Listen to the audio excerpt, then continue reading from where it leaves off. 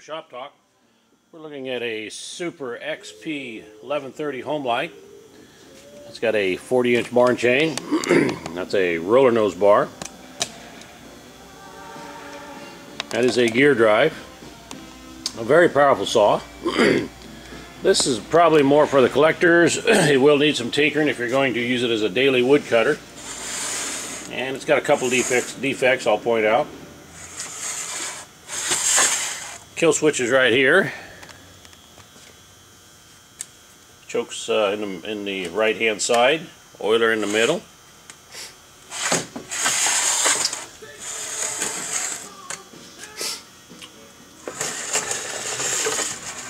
There is a crack right here. Could be TIG welded. And there's a little ear missing here. Just a vintage old saw. It'd be great for a collector, or if you want to do a little tinkering on it, have a daily cutter. It's a very powerful chainsaw.